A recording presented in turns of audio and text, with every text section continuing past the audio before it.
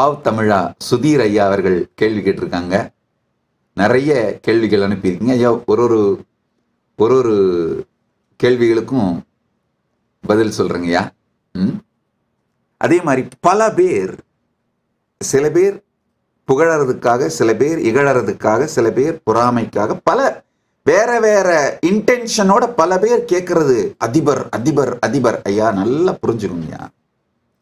சட்டப்படி international standards படி, மாண்டவிடியோ convention படி எங்களுக்கு சாவரின் லேண்ட், ஒன்றுத்துக்கு மேலே சாவரின் லேண்ட் இருக்கு, கவர்மெண்ட் ஸ்ட்ரக்சர் இருக்கு, மற்ற கவர்மெண்ட்ஸோட ரிலேஷன்ஷிப் ஏற்படுத்திக்கிற அந்த உரிமை இருக்கு. ரிலேஷன்ஷிப்ஸும் டிப்ளமேட்டிக் ட்ரீட்டிஸும் சைன் பண்ணி இருக்கிறோம்.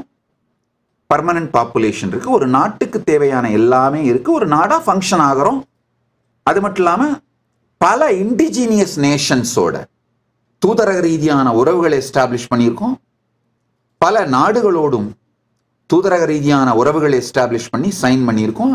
நாடு இருப்பது உண்மை, கைலாசா இருப்பது உண்மை, அதுல ஒன்றும் சந்தேகம் இல்லை.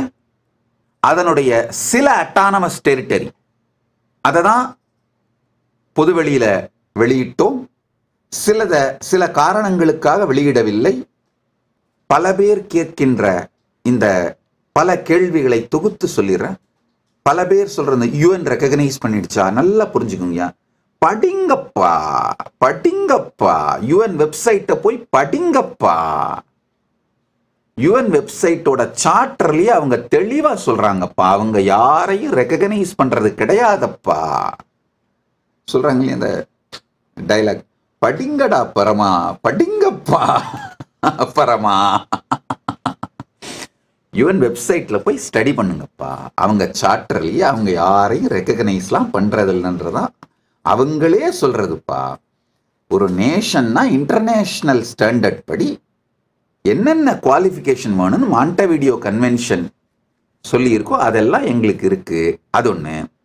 என்ன நேஷனா உண்மையில யார் ஏத்துக்கணும்? என்னை சுத்தி 8 திசையிலையும் இருக்கவங்க, எங்களை சுத்தி 8 திசையிலையும் இருக்கவங்க எங்களை நேஷன் ஏத்துக்கிட்டாப்பா, இதுப்பா இந்தப்பா இந்த ஏரியா உனக்குப்பா, நாங்க அங்க வரல, நீங்க இங்க வரக்கூடாதுப்பா, நீங்க பாட்டு உங்க வாழ்க்கையை வாழ்ந்துக்கோங்கப்பா அப்படின்னு என்னை சுத்தி இருக்கவங்க என்னை ரெகக்னைஸ் பண்ணா போதுங்கய்யா. பரமசிவன் அருளால் அது நடந்துருச்சுங்கய்யா, அவ்வளவுதான். அதனால இப்ப நாங்க மொத்தம் ஒரு 180 சிஸ்டர் சிட்டி அக்ரிமெண்ட் சைன் பண்ணியிருக்கோம். அதுல ஒரே ஒரு சிஸ்டர் சிட்டி அக்ரிமெண்ட்டை சில பேர் சில சூழ்ச்சிகளினால அரசியல் அழுத்தம் கொடுத்து அவங்களை வித்ட்ரா பண்ண வச்சாங்க நெவார்க் சிட்டியில. அத ஒரு விஷயத்த பெரிய நியூஸ் ஆக்குறீங்க. 179 சிஸ்டர் சிட்டி அக்ரிமெண்ட் இன்னமும் இருக்கு, லைவா இருக்கு, நடத்திட்டு இருக்கிறோம், ஃபங்க்ஷனல் ஆயிட்டு இருக்கு. அதே மாதிரி 160 இண்டிஜினியஸ் நேஷன்ஸோட டிப்ளமேட்டிக் ட்ரீட்டி சைன் பண்ணியிருக்கோம், பைலேட்டரல் ட்ரீட்டி சைன் பண்ணியிருக்கோம். அதுல மொத்தமா ஒரே ஒரு நேஷனோட இண்டிஜினியஸ் நேஷன்ஸ் தான் சில அழுத்தங்கள் கொடுத்து சில பேர் அத பிரச்சனைகளுக்குள்ள பொலிவியால பிரச்சனைகளை உருவாக்க முயற்சி பண்றாங்க. அதுவும் சட்ட ரீதியா எந்த பிரச்சனையும் உருவாக்க முடியாது. ஊடக அழுத்தத்தினால பிரச்சனைகளை உருவாக்கி இல்லாததை பொய்யாக மாற்றி, அதாவது என்னுடைய சீடர்கள் கைது செய்யப்பட்டதா சொன்னாங்க, கிடையாது. நல்லா புரிஞ்சுக்கோங்க. ஒரு என்ஜிஓ, கைலாசாவோட அஃபிலியேட்டடான ஒரு என்ஜிஓ பொலிவியால இருக்கிற இண்டிஜினியஸ் நேஷன்ஸோட ஒரு ட்ரீட்டி சைன் பண்ணியிருக்காங்க. அது சட்டப்படியான ட்ரீட்டி. அது மட்டும் இல்லாம அந்த ட்ரீட்டிலேயே கிளாஸ் இருக்கு. அந்த நாட்டோட அத்தாரிட்டிஸ்க்கு இந்த ட்ரீட்டியை அனுப்பி அந்த புரோட்டோகாலைசேஷன் சொல்றது, நோட்டரைசேஷன் சொல்றது, மற்ற ரெகுலரைசேஷன், இது எல்லாத்தையும் பண்ணி, அது 17 ஸ்டெப்ஸ் இருக்கு, அது எல்லாத்தையும் பண்ணி முடிச்சுட்டு அதுக்கு பிறகு வேற என்ன ஸ்டெப்ஸ் பண்ணணுமோ அதுக்கெல்லாம் பண்ணி அவங்களுடைய ஆண்டியன் கண்ட்ரீஸோட இண்டிஜினியஸ் கோர்ட் இருக்கு, அதுக்கு பிரசன்ட் பண்ணி யூஎன்ல ட்ரீட்டிஸ்லாம் ரெஜிஸ்டர் பண்ற ரெஜிஸ்ட்ரிக்கு அனுப்பி இது எல்லாத்தையும் லீகலா பண்ணி இந்த ப்ரொசீஜர் படிதான் நடத்துகிறோம், அந்த ப்ரொசீஜர் படிதான் நடத்துவோம், அந்த ட்ரீட்டிலேயே வேற இருக்கு. அப்படித்தான் எல்லாமே பண்ணியிருக்கோம். இதுல ஏதாவது ஒரு விதமான சில டீப் ஸ்டேட்டோட பிரஷர்னால எங்கேயாவது ஒரு சில அதிகாரிகள் தவறாக என்னுடைய சன்னியாசிகளை அந்த நாட்டிலிருந்து கட்டாயமா வெளியேற்றிருக்காங்க, சட்டவிரோதமா அப்படிங்கிறது நடந்திருக்கு. என்னுடைய பக்தர்கள் அப்படிங்கிற ஒரே காரணத்துக்காக வெளியேற்றப்படுறாங்கன்னா இதான் typical classical case of genocide. தாக்குவது என்னுடைய பக்தர்ன்ற ஒரே காரணத்துக்காக எந்த விதமான சட்ட ரீதியான தவறும் செய்யாத போதும், சமூக ரீதியான தவறும் செய்யாத போதும் நித்யானந்தா பக்தர்கள் அப்படிங்கிற ஒரே காரணத்துக்காக தாக்கப்படுகிறார்கள், அநீதி இழைக்கப்படுகிறது, அழிக்கப்படுகிறார்கள் அப்படின்னா அதுதான் genocide, classical case of genocide. அதுதான் நடக்குது இப்போ. அதை பரமசிவன் அருளாலே நாங்கள் எதிர்கொள்வோம், வெற்றி அடைவோம்.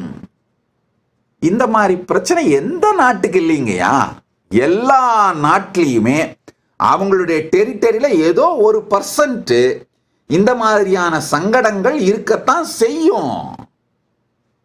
அதை ஹேண்டில் பண்ணி நடத்துறது தான் வாழ்க்கை. அது மாதிரி எங்களுடைய அட்டானமஸ் டெரிட்டரியா எங்க கூட சைன் பண்ண ஒரு பைலேட்ரல் ட்ரீட்டி, ஒரு இண்டிஜினியஸ் நேஷனோட சைன் பண்ண ஒரு ட்ரீட்டியில சில பேர், இன்னொரு முக்கியமான விஷயம், எங்களோட ட்ரீட்டி சைன் பண்ண அந்த இண்டிஜினியஸ் நேஷன் இன்னமும் மிக தெளிவாக எங்களோடு நிற்கிறார்கள். அவங்க தெளிவா சொல்றாங்க, இந்த ட்ரீட்டி சட்ட ரீதியாக சரியானது, இதை நாம எக்ஸிக்யூட் பண்ணுவோம், we will do it ன்னு தெளிவா அவங்க இருக்காங்க. அதனால வேற எந்த தரப்பிலிருந்து டீப் ஸ்டேட்டோட இன்ஃப்ளூயன்ஸ் மூலமா ஏதாவது எதிர்ப்புகள், தாக்குதல்கள் வந்தா அதை சட்ட ரீதியாக எதிர்கொள்வோம், பரமசிவன் அருளால் வெற்றி அடைவோம். நல்லா புரிஞ்சுக்குங்க, திரும்ப சொல்றேன், வலி கொடுக்கும் திறனான வலிமையினால் வளர்ந்த தேசங்கள் நிற்பதில்லை, வலி தாங்கும் திறனான வலிமையினால் நின்றிருக்கும் சனாதன தர்மத்தின் மீது எழுப்பப்பட்டிருக்கும் தேசம் கைலாசா நிலைத்திருக்கும். வலி தாங்கும் திறமையான வலிமையை சார்ந்து நிறுத்தப்பட்டிருக்கும் சனாதன ஹிந்து தர்மத்தின் மீது அமைக்கப்பட்டிருக்கும் தேசம் கைலாசா. அதனால பரமசிவன் அருளால் வெற்றியே நம் வாழ்க்கை. வெற்றி அடைந்து விட்டோம். எதிர்கொண்டு வருகின்ற விஷயங்களிலும் வெற்றி அடைவோம். வெற்றியே எங்கள் வாழ்க்கை, வெற்றியே எங்கள் வரலாறு. If you found this video entertaining, entraining and enlightening, take a moment to like, share and subscribe. And don't forget to hit the bell icon. Thank you so much for tuning in.